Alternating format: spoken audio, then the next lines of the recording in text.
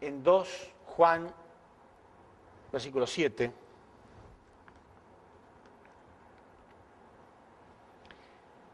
dice así: porque muchos engañadores han salido por el mundo que no confiesan que Jesucristo ha venido en la carne. Quien esto hace es el engañador y el anticristo. ¿Por qué dice esto? Porque en la época de Jesús había mucha gente que no podía creer en Él porque no vino en las nubes. Había gente que no podía, que tomaba literalmente esto que había dicho Daniel, que era un profeta mucho más conocido, repito, y lo tomaba literalmente. Por eso el apóstol Juan dijo eso. Porque muchos engañadores han salido por el mundo que no confiesan que Jesucristo ha venido en la carne. Quien esto hace es el engañador y el anticristo. O sea, en la época de Jesús, repito, pasaba exactamente lo mismo. Entonces, ¿qué simbolizan las nubes? Porque por todo esto vemos que, ya lo vamos a ver, que no es posible que vengan las nubes. No podrían cumplirse todas estas cosas que voy a explicar, las que ya expliqué, las que voy a explicar. Entonces, ¿qué representa realmente la nube?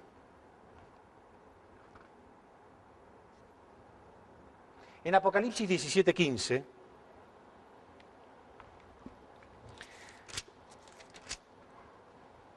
nos da una clave muy clara.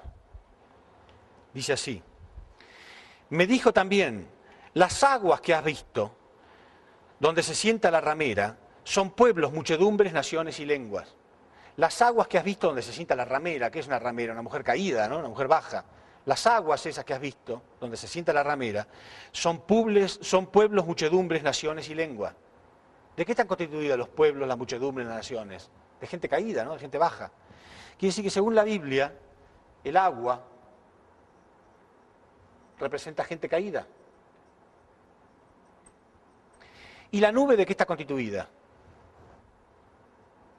Una nube está constituida de agua, ¿no? Pero agua pura. Cuando se evapora se purifica el agua, ¿no? No sube con todas las impurezas. Si el agua representa gente caída, la nube representa gente pura.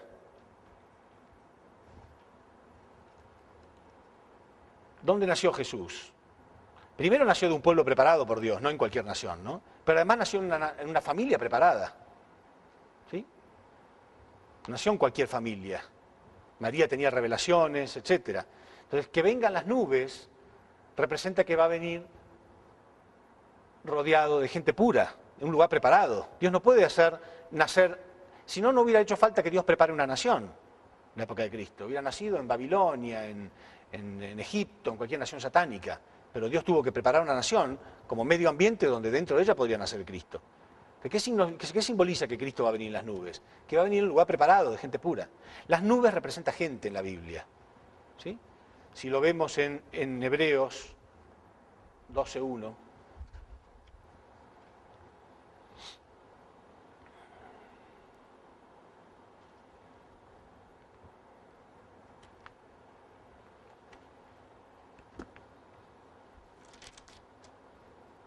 Nos muestra claramente que las nubes representan gente. Dice, por tanto nosotros también, teniendo en derredor nuestro esta gran nube de testigos. Hebreos capítulo 12, versículo 1. Muestra claramente que la nube representa gente. También teniendo nosotros alrededor nuestro también esta gran nube de testigos.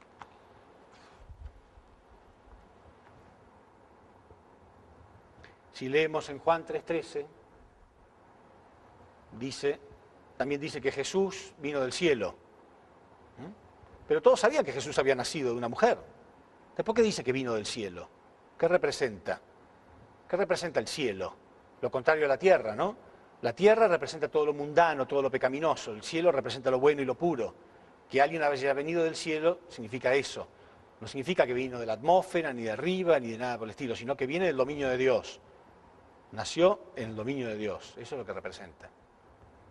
No literalmente la atmósfera, ¿no? O las nubes. Entonces, ¿qué es lo que podemos esperar realmente? ¿Qué es lo que podemos esperar en estos tiempos? Sabemos que el Mesías va a nacer, en algún lugar, lo dice claramente la Biblia, va a nacer de una mujer, nacido de una mujer. Porque aparte es obvio, ¿para qué viene el Mesías? ¿Cuál es la misión del Mesías? En su segunda llegada, el Mesías viene en la posición de tercer Adán, ¿no es cierto?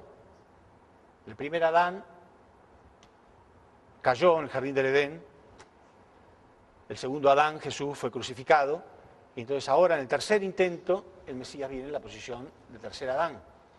¿Cuál era la misión de Adán?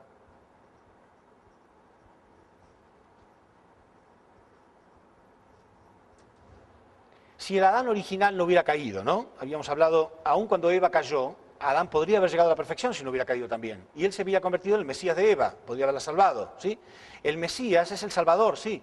Pero ¿cuál era la misión de Adán originalmente? Cumplir con las 3 bendiciones. Crecer, multiplicarse y tomar dominio. Crecer, multiplicaos y dominad. Esa es la misión de Adán. Adán tendría que haber rescatado a Eva. El Cristo, en su segunda llegada, en la posición de tercer Adán, tiene que rescatar a una persona en la posición de Eva. ¿Por qué? Porque nosotros somos huérfanos de padres verdaderos. La humanidad es huérfana. Los padres de la humanidad cayeron bajo el dominio satánico y nos convirtieron también a la fuerza en hijos de Satanás. Somos huérfanos, la humanidad quedó huérfana. Entonces Dios va a enviar padres verdaderos de nuevo, va a restaurar a los padres verdaderos de la humanidad verdadera centrada en un Dios verdadero. Primero tiene que crecer hacia la perfección. Una vez que crece hacia la perfección puede rescatar a una persona en la posición de Eva, ¿sí? Para convertirse en los padres verdaderos. Y entonces sus hijos serán hijos verdaderos. Familia verdadera, sociedad verdadera, naciones verdaderas, un mundo verdadero. Y nosotros tendremos que ser injertados, todos los que estamos fuera de este dominio, todos los que están fuera del dominio de Dios, tienen que ser injertados acá. Esto lo podemos leer en Gálatas 4:4, en Romanos 11:17.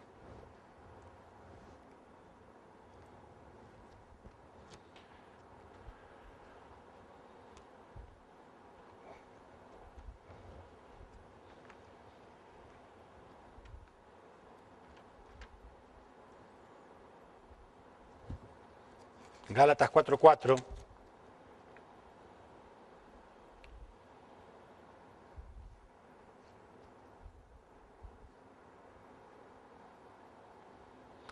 Pero cuando vino el cumplimiento del tiempo, Dios envió a su Hijo, nacido de mujer y nacido bajo la ley, para que redimiese a los que estaban bajo la ley, a fin de que recibiésemos la adopción adoptiva. La filiación adoptiva, perdón. Para que recibiésemos la filiación adoptiva, o sea, que nos convirtiéramos en hijos adoptivos. ¿Por qué nosotros tenemos que ser readoptados por Dios? Porque caímos bajo la adopción de un padre falso. Y la Biblia dice claramente que con la llegada de Cristo nosotros tenemos que ser readoptados.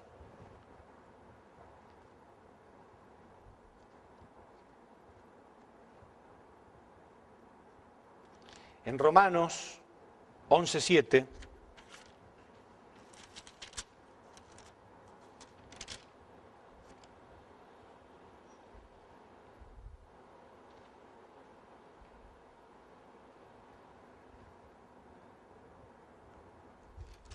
11:17, ¿verdad?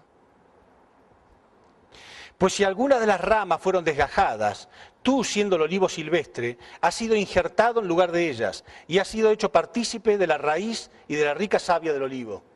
O sea, nosotros como olivos silvestres tendríamos que ser cortados de esa rama y ser reinjertados en el olivo verdadero. ¿Qué significa? Para recibir esta savia, la savia de Dios. ¿Se entiende bien? Bueno, esa es la razón de toda la providencia. Ese era el plan de Dios, una familia verdadera centrada en Dios, el cumplimiento de las 3 bendiciones, lo que vimos en la primera conferencia. Apenas Dios creó a Adán y Eva, le dijo, creced, multiplicaos y dominad. Pero antes de multiplicarse ellos tendrían que haber crecido, tendrían que haber desarrollado un carácter divino. Adán y Eva pecaron y se apartaron y crearon un mundo satánico. Dios preparó un linaje para mandar a Jesús en la posición de segundo Adán, pero fue crucificado, nunca pudo recibir estas bendiciones. Y por esa razón, en muchas partes de la Biblia, Jesús mismo hablaba de sí mismo como el novio, ¿sí o no? ¿Por qué? Porque él venía en la posición de esposo, de novio o de esposo, dicen algunas cosas. Pero un esposo tiene que tener a su esposa. Ah, no, pero eso es simbólico. Todo al revés. Lo que es simbólico lo tomamos como literal, lo que es literal lo tomamos como simbólico. Eso es literal. Él venía en la posición de esposo. Él quería cumplir con esto. Y vamos a ver que lo dice claramente que se va a cumplir en la segunda llegada. Y lo dice muy claramente.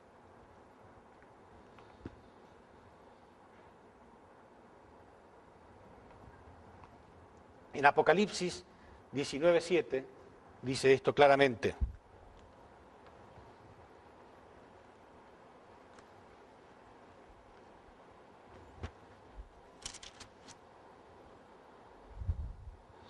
Gocémonos y alegrémonos y démosle gloria, porque han llegado las bodas del Cordero, y su esposa se ha preparado, y a ella se le ha concedido que se vista de lino fino, limpio y resplandeciente, porque el lino fino son las acciones justas de los santos.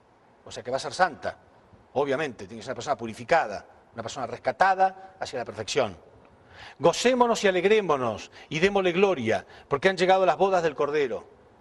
Y su esposa se ha preparado, y a ella se le ha concedido que se vista de lino fino, limpio y resplandeciente, porque el lino fino son las acciones justas de los santos. Eso no es simbólico, eso es literal. Dios nunca fue testigo de la unión de un hombre y una mujer centrada en él. ¿Sí? El sexo es mala palabra. ¿Por qué? La unión entre un hombre y una mujer es mala palabra. ¿Por qué? Si lo inventó Dios. Porque Satanás se adueñó de eso. Y Satanás usó eso como pecado para sacar al hombre del dominio de Dios. Pero ¿no querrá Dios algún día restaurar eso? ¿No querrá Dios algún día ver un beso entre un hombre y una mujer verdadero por primera vez en la historia humana? ¿Quién inventó los besos? ¿Quién inventó los abrazos? ¿O va a ser pecado siempre? ¿O Jesucristo, porque era un hombre de Dios, entonces era diferente en ese punto? Justamente porque es un hombre de Dios, Dios quiere ver eso reflejado alguna vez. ¿Entienden? Y para eso viene Cristo, para eso viene el Mesías, para convertirse en los padres verdaderos de la humanidad. El vino nuevo en odres nuevos. El que pueda oír, que oiga. El que pueda entender, que entienda. Y si no, en vez de comer el helado, seguimos prefiriendo leer el libro. ¿Está bien? Pero nunca van a saborear helado. Porque ese es el plan de Dios. Y está muy claro. Separemos lo que es simbólico de lo que es literal. Y seamos valientes. Aunque la verdad que escuchemos sea diferente al criterio que teníamos o a los planes que teníamos. El plan que tenemos a partir de ahora le preguntamos a Dios cuál es. El tipo de vida le pregunto a Dios. Y no tengo una fe ciega en lo primero que me digan, pero por lo menos pregunto, analizo y veo que es lógico, que es claro y que hay muchas enseñanzas para explicar. Estamos en los tiempos de la llegada de Cristo. Va a nacer de una mujer. Va a ser perseguido por muchos. ¿De qué lado va a estar usted? ¿De qué lado voy a estar yo? ¿Desde lo que lo persiguen? No hay tres lados, ¿eh? O lo persigo o estoy con él.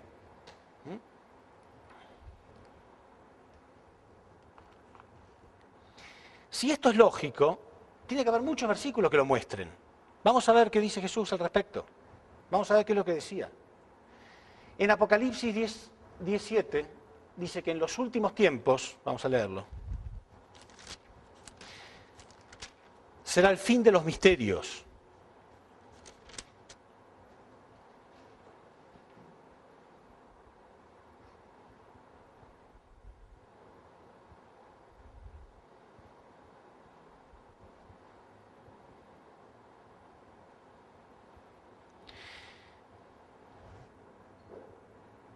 Dice, sino que en los días de la voz del séptimo ángel, cuando él comience a tocar la trompeta, el misterio de Dios se consumará, o sea, terminarán los misterios de Dios. En los últimos días se van a terminar los misterios. ¿Cuántas preguntas hemos tenido como creyentes? ¿Cuántas miles de preguntas hemos tenido? Bueno, dice que se van a terminar, que todo va a ser aclarado. Si ustedes vieron todas las conferencias de punta a punta, con mucha atención, ¿se le han contestado muchísimas preguntas, sí o no? Muchos misterios han sido terminados.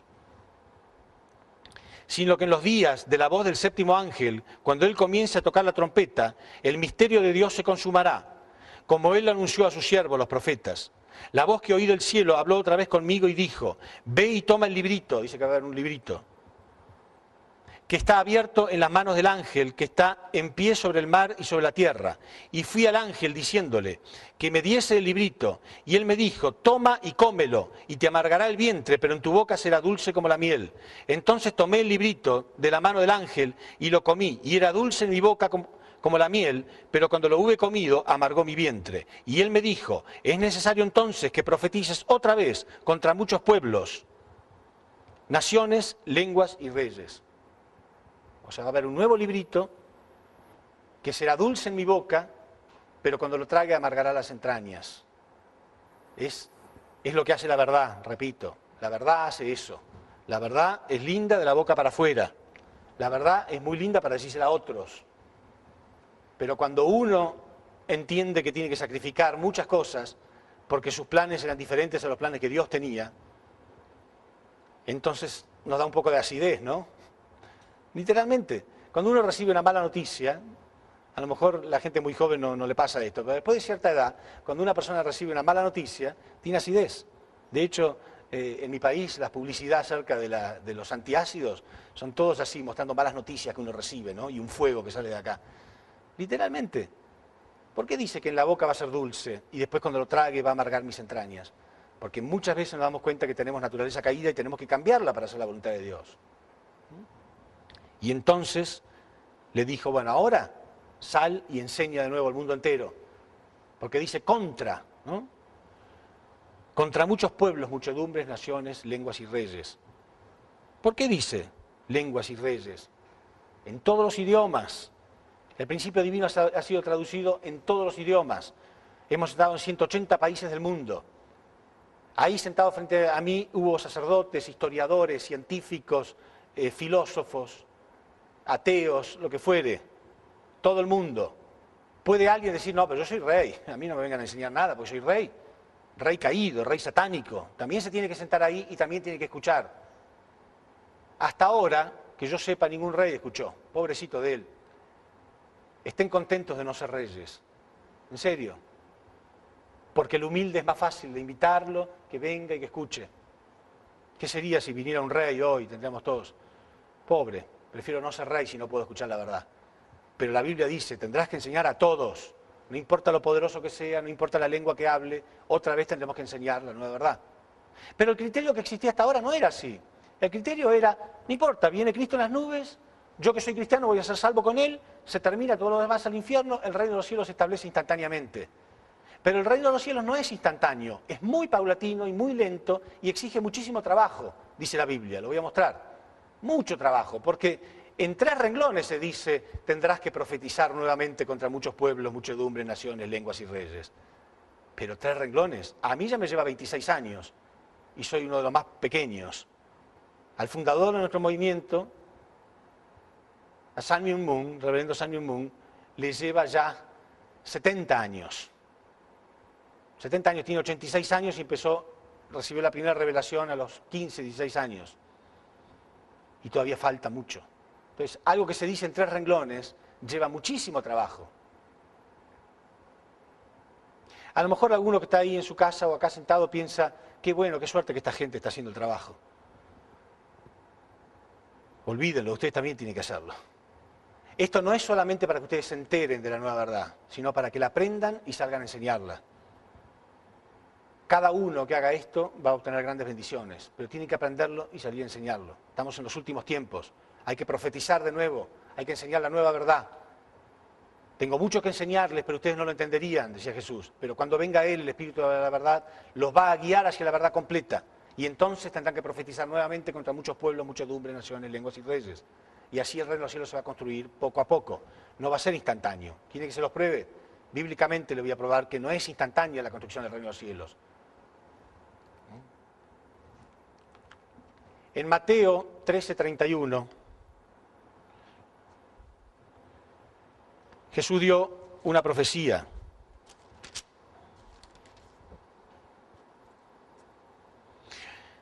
Una parábola, perdón. Otra parábola les refirió.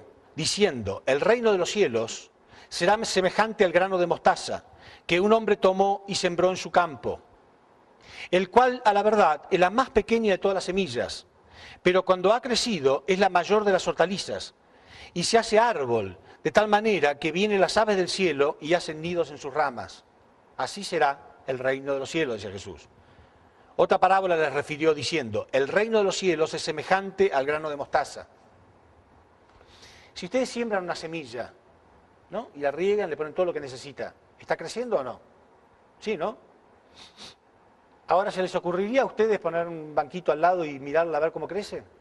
Tendrían que tener mucha paciencia, crece muy lentamente, pero está creciendo. Y así será el reino de los cielos. Es paulatino, ¿no? Es paulatino, lleva tiempo, va creciendo poco a poco y hay que regarlo, hay que cuidarlo, ¿no? Y entonces así será el reino de los cielos. Empieza con algo muy pequeño. ¿Por qué eligió Jesús el ejemplo de la semilla de mostaza? Porque es la más pequeña de las semillas, dijo. Pero dio el ejemplo de que comienza con una sola semilla. ¿Cuál es esa semilla? El tercer Adán. Es un hombre. Un hombre, en estos tiempos, que se sabe que hay alrededor de 6.000 millones de habitantes en la Tierra. Es uno. Uno con 6.000 millones de habitantes satánicos. Ya sé, hay gente con fe, hay gente que cree, pero tenemos pecado, estamos en el mundo satánico. Entonces es una pequeña semilla. Y él tiene que lograrlo. Él tiene que lograrlo, tiene que primero descubrir la verdad. La va a recibir a la verdad, dice la Biblia. Y Jesús se la va a revelar, dice la Biblia. Jesús dijo que Él se la va a revelar. Este hombre, el fundador del movimiento de unificación, Sun Myung Moon, movimiento que está en 180 países del mundo enseñando esta verdad, cuando tenía 16 años, recibió una revelación de Cristo. Pero la revelación de Cristo no fue automáticamente todo el principio divino. Fue la misión que Él tenía. ¿Quién era Él? Y la misión y el deber de que Él tenía que descubrir la verdad que el hombre había arrojado a la basura. Él tenía que descubrir la verdad que hemos perdido por la caída.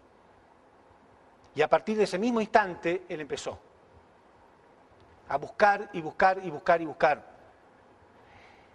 Él cuenta, y sus primeros seguidores cuentan, que a veces Él ayunaba, lloraba, oraba, estudiaba, días y días y meses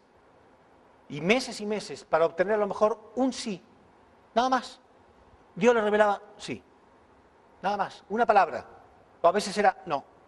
Entonces tenía que volver a escudriñar las Escrituras, preguntar, orar, ayunar, y se fue abriendo espiritualmente. Ustedes saben que nosotros tenemos sentidos espirituales y sentidos físicos, sentidos físicos y sentidos espirituales.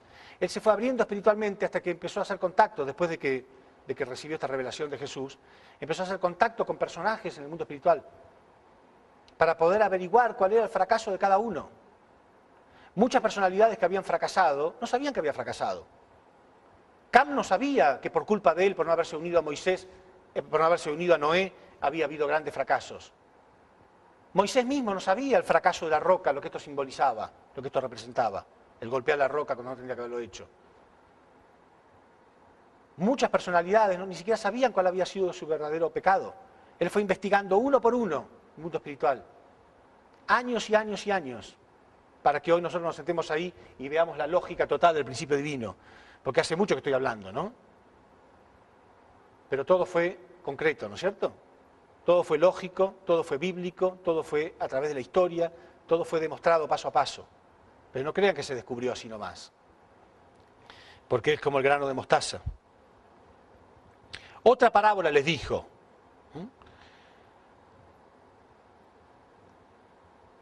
El reino de los cielos será semejante a la levadura que tomó una mujer y escondió en 3 medidas de harina hasta que todo fue leudado. De nuevo, ¿no? Ponemos levadura en la masa y se va levantando poco a poco. Con todo esto Jesús quería mostrar que el reino de los cielos es un trabajo arduo que va creciendo poco a poco. ¿Cómo se compadece esto con aquello de que el reino de los cielos es como una ciudad que viene del cielo, instantáneo? Es simbólico, viene del cielo porque el cielo representa todo lo bueno.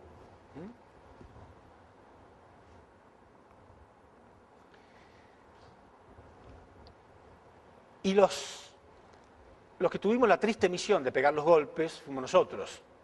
¿Se cree que nos divirtió? Ahora es fácil, es más fácil, hay más fundamento, ¿no? Pero cuando en los comienzos era muy difícil explicar ciertas cosas. La gente no quería recibirlo, era muy duro, recibíamos mucha persecución. Pero nosotros fuimos los encargados de poner la cara, ¿no? Y recibir la persecución para decir lo que era cierto. Como por ejemplo esto que voy a decir ahora. Jesús era llamado el postrer Adán, pero no era Adán. Jesús no era Adán, era otro, pero tenía la misión de Adán, que era cumplir con las 3 bendiciones. Juan el Bautista fue llamado Elías, pero él no era Elías, era otro, pero tenía la misión de Elías. El Señor de la segunda llegada, Cristo en su segunda llegada, recibe como el nombre de Jesús, como si fuera el mismo Jesús, pero no es el mismo Jesús el que va a venir. Por eso en muchas partes de la Biblia Jesús habla de que el que va a venir va a ser otro, pero cuando venga Él, el Espíritu de la verdad, los va a guiar hacia la verdad completa. Y cuando habla de que Él va a venir, porque en otras partes, repito, es como si fuera Él mismo el que va a venir, dice sí, pero vendré con un nombre nuevo, nacido de una mujer. Entonces lo leemos acá. Apocalipsis 2:17, Apocalipsis 3:12, Apocalipsis 19:12. En todas partes donde él habla de que va a venir con un nombre nuevo. Acá habla de una piedrecita blanca. La piedra, ¿qué representaba? Dijimos, la roca representa a Cristo, ¿sí? Esta piedrecita blanca con mi nombre nuevo, dice Jesús. Apocalipsis 3:12. Vamos a leer uno de ellos.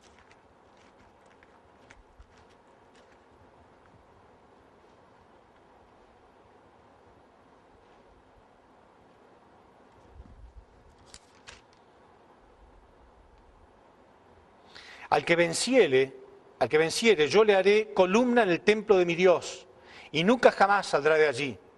Y escribiré sobre él el nombre de mi Dios, y el nombre de la ciudad de mi Dios, la nueva Jerusalén, la cual desciende del cielo, de mi Dios y mi nombre nuevo.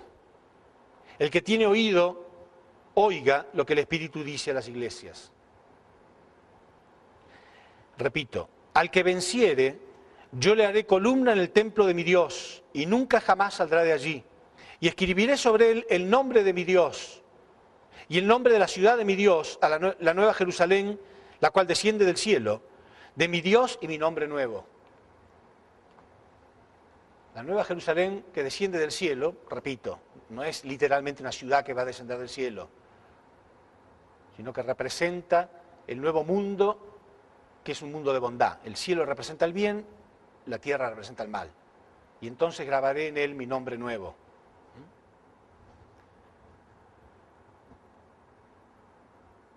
Entonces todo esto contesta la primera pregunta. ¿Cómo? Nacido de mujer.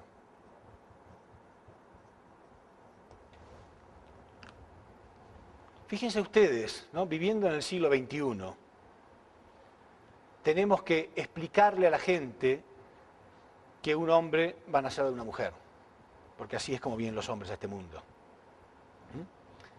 Pero bueno, esa es la confusión, ¿no? Por eso decía yo que Satán nos deja creer cualquier cosa que queramos creer.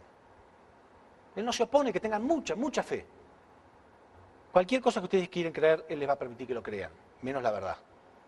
Entonces la persona que no tiene fe, él lo llena diciendo, no, está bien que no tenga fe, porque Dios no existe, entonces lo convierte en un ateo total. Y el que tiene fe, bueno, entonces lo lleva hasta el otro extremo, ya cree cualquier cosa, ¿no?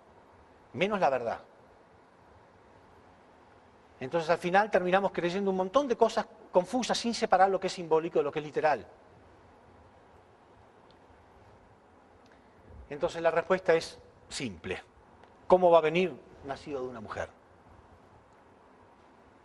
Y no cometamos los mismos errores que se habían cometido hace 2000 años atrás, donde confundieron lo simbólico con lo literal, y muchos estaban esperando al Mesías en las nubes, y muchos estaban esperando que el Mesías fuera un rey espectacular. Una vez le pregunté a un invitado que tenía, ¿no? Mientras estaba dando las conferencias, le pregunto, ¿y qué harías tú si supieras que el Mesías está en la tierra?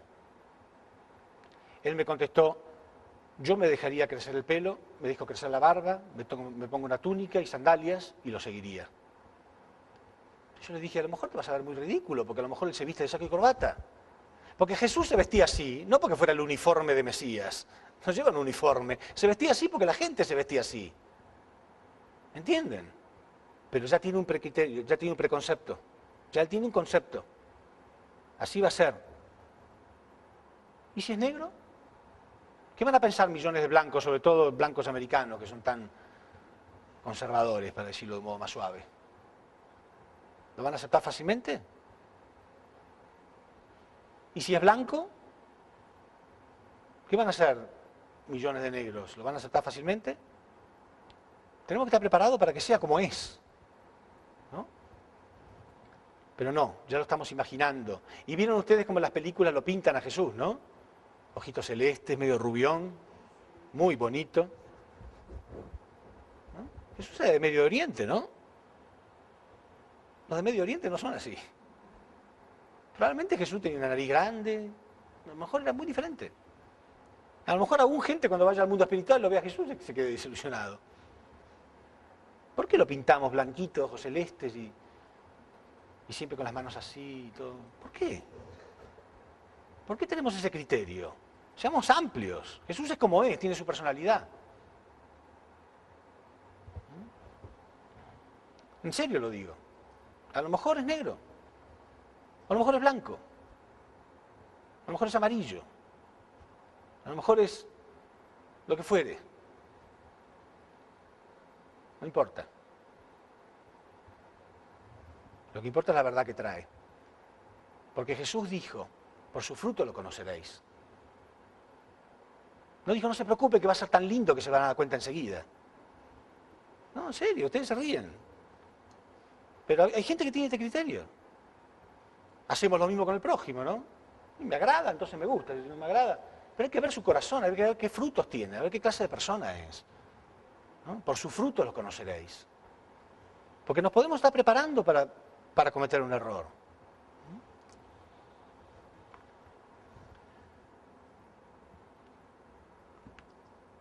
Entonces la segunda pregunta es ¿cuándo? ¿Cómo podemos saber cuándo? ¿Podemos saber cuándo? Sí. Ya hemos dado la conferencia de los paralelos históricos.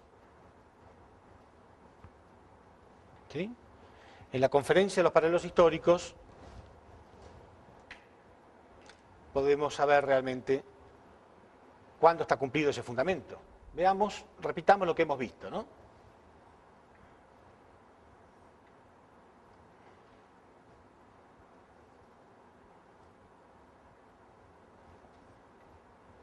Más o menos.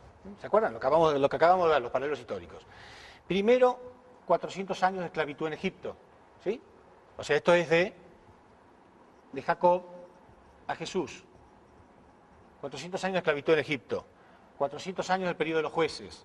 120 años del periodo del Reino Unido. 400 años del periodo del Reino Dividido. 210 años de cautiverio en Babilonia. Y el último periodo de 400 años para la llegada de Cristo. ¿Sí? Y ahí llegó Cristo. Todo esto se pierde y tiene que volver a repetirse, ¿verdad?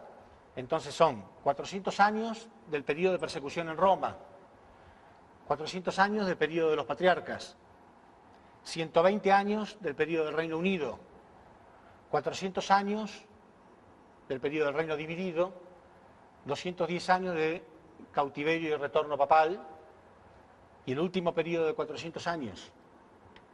Y ahí estamos en los tiempos del Señor de la segunda llegada. Y acá comienza el año cero, ¿no? De la era cristiana. Quiere decir que lo único que tenemos que hacer es sumar 400 más 400 más 120 más 400 más 210 más 400. Y eso da 1930. Claro, en realidad no quiere decir que sean absolutamente exactos cada periodo, ¿no? Por ejemplo, acá se cumplió en el año 392, cuando el cristianismo por Teodosio I fue nombrado la religión oficial. Quiere decir que no fueron exactamente 400 años. En cambio acá sí, acá fueron exactamente 400 años. 400 más 400 da 800, fue en el año 800. Cuando fue coronado el primer rey cristiano, Carlomagno, fue exactamente 800 años, inclusive fue coronado la noche de Navidad. O sea, ahí, justo 800 años, del año 800. Pero lo demás, a lo mejor hay un pequeño desfasaje. Pero acá comienza el último periodo con Lutero. Al igual que acá comienza el último periodo con este reformista que fue Malaquías. Bueno, acá comienza con Lutero. Y Lutero comienza la reforma en el año 1517. Ahí comienzan los últimos 400 años, ¿sí? Entonces, 1517 más 400, más estos 400, da 1917. Quiere decir que la respuesta es entre 1917 y 1930. Entre 1917 y 1930 estaba todo el fundamento ya establecido. Ya no hubo más fracasos, tuvo todo el fundamento establecido para que llegara el Señor. Entonces la respuesta es entre 1917 y 1930. Sin embargo, la humanidad tenía que pagar la última indemnización, porque ya viene fundamento de fe y de sustancia a nivel mundial, ¿no es cierto? La última indemnización antes de que llegue el Mesías. Por eso en 1914, estalla la Primera Guerra Mundial. La primera vez en la historia que el mundo entero se encontraba en una guerra, Caín y Abel a nivel mundial. Y esa guerra terminó en 1918. Entonces, con esa indemnización estaban las condiciones dadas para que pudiera nacer el Mesías.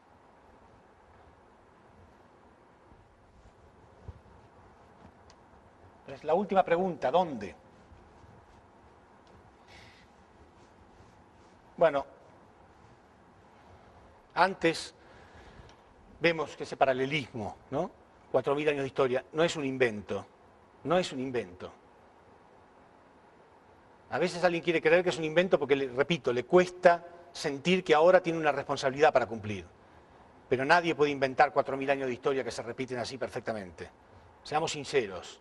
Nos guste o no nos guste, seamos sinceros. Decimos, ok, es verdad, esta gente tiene un mensaje claro. Hay un patrón en la historia está demostrando que hay un patrón que se ha repetido y están en estos tiempos. Y si no se animan, si no van a cumplir con su parte de responsabilidad, por lo menos cállense la boca. Pero a veces uno, ¿no? Es como aquel hermano que no tiene ganas de hacer nada en la casa, entonces porque su hermano está lavando los platos, él lo acusa, ¿no? Ah, tú porque quieres quedar bien, en realidad tú eres siempre el mismo, lo haces, ¿no? Entonces lo persigue, lo desanima, ¿no? Para que ninguno de los dos haga nada, entonces él no se siente tan mal tampoco, ¿no? Si un hermano es muy travieso, muy desobediente, y el otro es bueno y cumple con sus deberes, este se siente mal. Y el único modo de sentirse un poco mejor cree que es haciendo que el otro no lo haga tampoco. Entonces hay gente que está ahí constantemente tratando de ver cómo puede parar a los demás. Si usted no va a hacer nada, si ustedes no van a hacer nada, si no tienen ganas de cumplir con Dios, por lo menos cállense la boca. No obstaculicen encima al que tiene fe, escribas y fariseos hipócritas, porque vosotros cerráis en los cielos a la gente, porque ni vosotros entráis ni dejáis entrar a los que podrían entrar, para no sentirse tan culpable, ni entran ni dejan entrar a otros. Por lo menos tengan la nobleza de no perseguir al que tiene un poco de fe y está tratando de hacer algo. Porque perseguidores hemos encontrado en todas partes, sin argumentos, sin nada bueno para ofrecer a la humanidad, pero quieren obstaculizar al que sí quiere hacer algo. ¿Dónde? ¿Dónde va a ocurrir esto?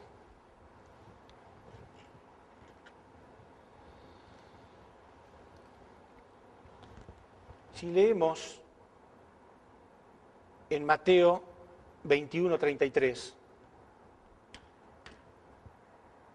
Jesús dio una parábola muy interesante.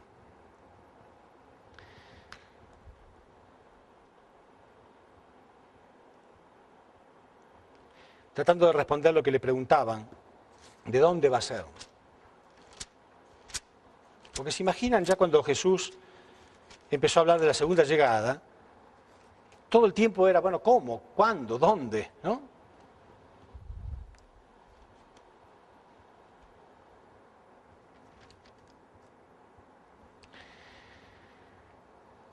La parábola de los labradores homicidas. Oíd otra parábola, le dijo Jesús. Voy a ir anotando acá los elementos de la parábola para que vean ustedes qué es lo que significa. Oíd otra parábola. Un hombre, padre de familia, el cual plantó una viña. ¿Sí? El padre de familia, el cual plantó una viña.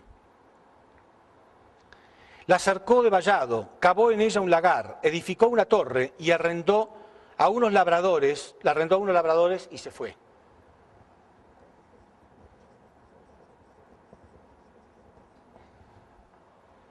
Padre o dueño, ¿no? El dueño de la viña. Y cuando se acercó el tiempo de los frutos, envió a sus siervos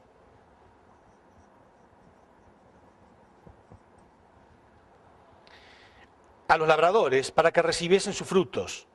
Mas los labradores, tomando a los siervos, a uno le golpearon, a otro le mataron y a otro le apedrearon. Envió de nuevo otros siervos, más que los primeros, e hicieron con ellos de la misma manera. Finalmente les envió a su hijo.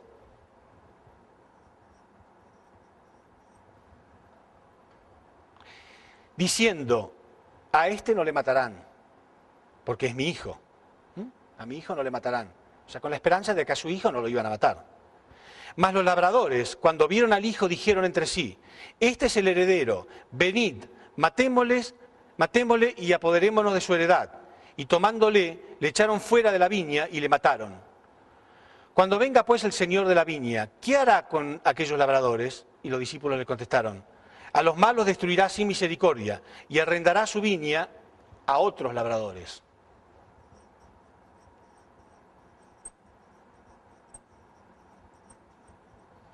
¿Qué significa esto?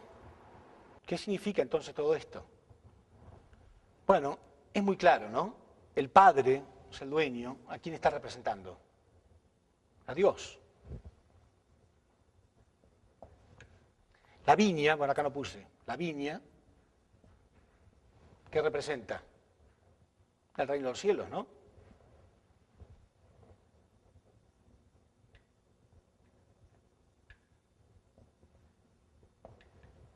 Los labradores, el pueblo de Israel.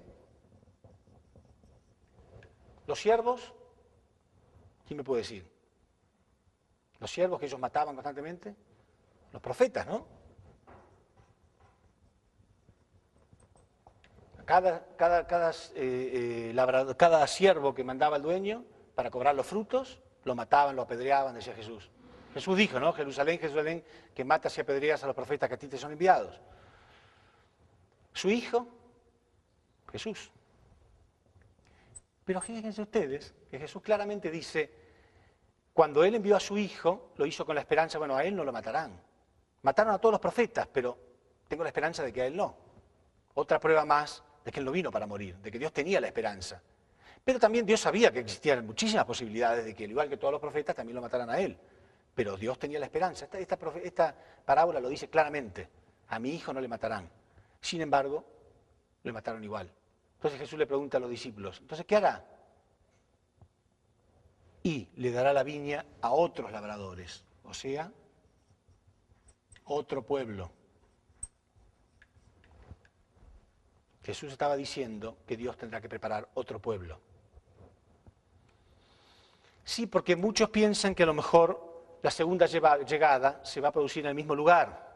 O sea que Dios va a enviar al Mesías en Israel de nuevo. No, esto muestra claramente que no va a ser así. Dios tendrá que preparar otro pueblo.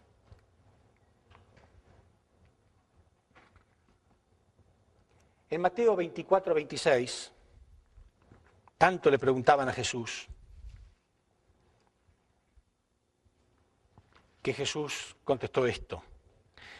Así que si os dijeren, mirad, está en el desierto, no salgáis, o mirad, está en los aposentos, no lo creáis, porque como el relámpago que sale desde Oriente y brilla hasta el resto del mundo, así será la llegada del Hijo del Hombre.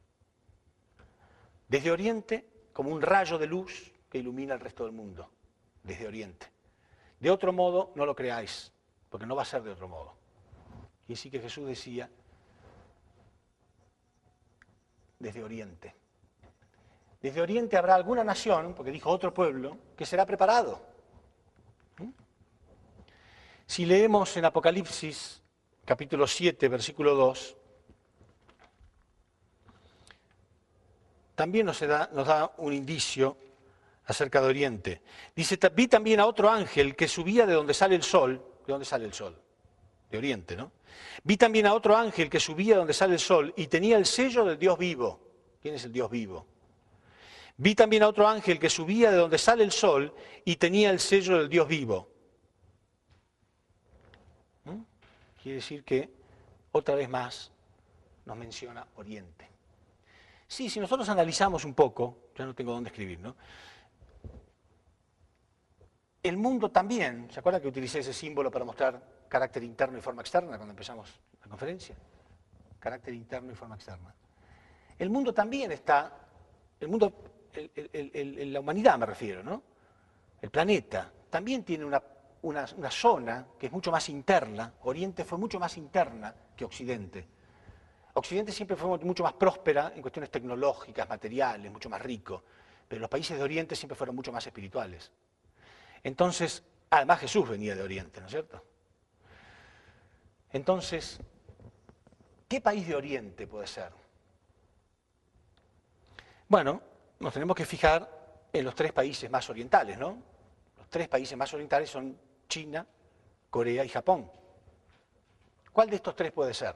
Bueno, China es un país que abrazó al comunismo, que es una ideología atea. El comunismo niega rotundamente la existencia de Dios. Japón es una nación que no fue pacifista, era una nación guerrera. Además, ninguno de los dos practica el cristianismo. La religión oficial de Japón era el shintoísmo, el budismo. Pero repito, Japón fue una nación guerrera, orgullosa de nunca haber perdido una guerra en toda su historia, hasta la Segunda Guerra Mundial. Pero Corea es la nación donde fue revelado el principio divino. Todo esto que estamos viendo fue revelado en Corea, casualmente. Y yo he ido a Corea muchas veces. Y los coreanos acá les pueden dar testimonio, y los que están en su casa pueden venir y conocer. Una vez fui a Corea para las Olimpiadas. ¿Se acuerdan que las Olimpiadas fueron en Seúl? Y me quedé sorprendido de la cantidad de grupos cristianos que repartían folletos anunciando que la llegada del Mesías iba a ser en Corea.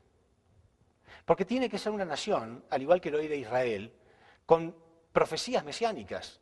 Una nación que tenga la identidad clara de que ellos son los elegidos. Bueno, la única nación en el mundo que existe así es Corea. Una identidad clara.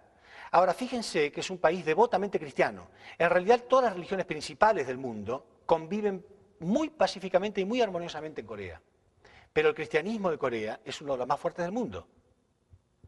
Cosa rara en un país oriental, cosa extremadamente rara en un país oriental. Porque en Oriente, repito, no son cristianos. Son budistas, confucianistas, ¿no? Taoístas, shintoístas, no cristianos. Pero Corea es un país devotamente cristiano. Entonces, obvio, a mí se me ocurrió ver esto, ¿no? Yo era miembro ya y quería verlo. Entonces fuimos con unos hermanos a las iglesias. Ustedes saben que si ustedes van a una iglesia a Corea a las 5 de la mañana, está lleno de gente. Yo no es por criticar, ¿no? Pero vayamos a uno de estos países nuestros, latinos, a la iglesia, a las 5 de la mañana.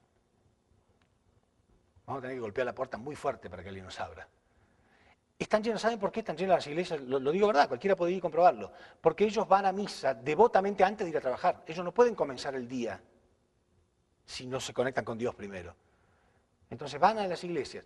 Y me quedé muy sorprendido. Esto no lo digo con ánimo de crítica, por favor, que nadie se ofenda, ¿no? Pero yo vengo de una familia católica y cuando rezamos, primero rezamos muy de memoria, ¿no? Padre nuestro que estás en los cielos. Y voy a la iglesia y los veo, pero repito, no lo digo como crítica, es objetivo, pero es lo que a mí me llamó la atención, así que lo tengo que decir. Medio así, ¿no? Con los ojos abiertos, ustedes lo verán, un poco mirando al que entró, que tiene puesto, que no tiene puesto, ¿no? Padre nuestro que estás en los cielos, santificado sea, algunos masticando chicle. En Corea era tirados en el piso, llorando. Yo no entendía nada, obvio, en coreano, pero era como que le salía agua, oran con el alma, oran con el corazón. Yo nunca he visto una devoción, se me puso la piel de gallina, decimos nosotros, ¿no? Se me erizaron los pelos de la piel, me quedé realmente conmovido. Tienen un corazón, una devoción, una fe que no la he visto en ninguna otra parte del mundo. en un país oriental. Ellos tienen muchas iglesias, pero son iglesias muy humildes. Y tienen la costumbre, la tradición de que las iglesias tienen cruces muy sencillas, pero están hechas con tubos fluorescentes, ¿no? Grandes, que son rojos o verdes. Y como es un país de cerros y montañas, ¿no? Es un país muy irregular, si uno se para en un lugar elevado, ve la cantidad de iglesias que hay, y en cada cuadra hay muchas iglesias. Hay varias iglesias a veces en cada cuadra. Muchísimas cruces se ven en todos lados. Muy raro, repito, para un país oriental. Pero bueno, más que todo eso, en Corea fue revelado todo esto. En Corea nació Sun Myung Moon. A los 15 años recibió una fuerte revelación, estando orando, justamente él estaba orando en una mañana de Pascua en una montaña, y se le apareció Jesús. Y le dio una misión muy importante. A partir de ese momento él comenzó a buscar la verdad, más y más, y hoy estamos escuchando todo esto, ¿no? En realidad, la misión que le dio Jesús era la de retomar su propio curso. Le dijo que él era el responsable de continuar la misión que quedó trunca por su crucifixión.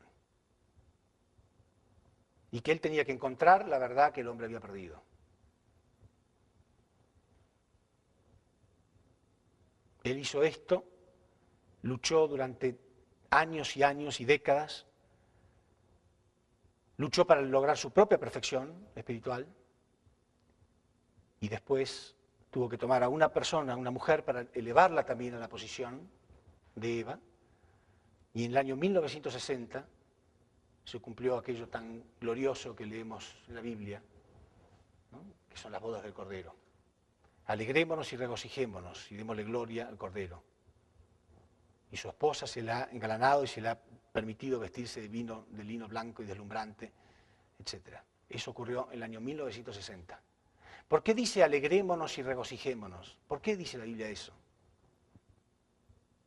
Porque fuimos huérfanos. Fuimos huérfanos de padres verdaderos, toda la historia de la humanidad. Nunca tuvimos padres que nos conecten con Dios directamente, perfectos, que sean la imagen de Dios. Cuando un chico está en un orfanatorio, se siente abandonado y solo, ¿no quiere ser adoptado? Si algún día padres de amor lo adoptan, una familia realmente buena, perfecta, lo adoptara, ¿no diría alegrémonos y regocijémonos?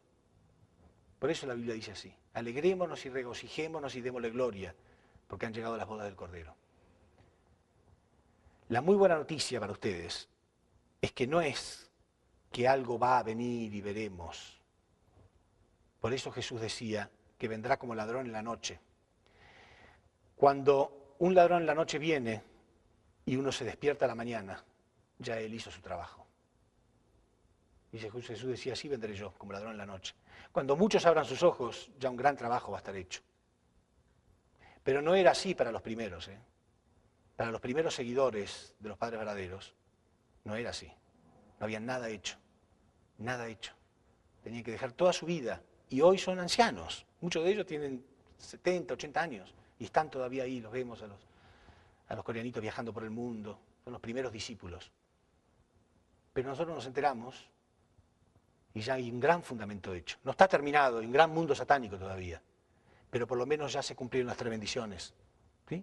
Las 3 bendiciones se cumplieron, las bodas del Cordero se cumplieron, y ya hay un gran fundamento, ya no puede fracasar, ¿entienden? Ya no se puede fracasar, ya está. Entonces ahora depende de nosotros si queremos injertarnos en el olivo verdadero. Ya está el trabajo realizándose en 180 países del mundo, con millones de personas entendiendo el principio divino.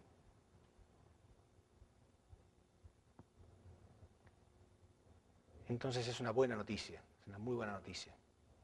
El Mesías está en la tierra. Gracias.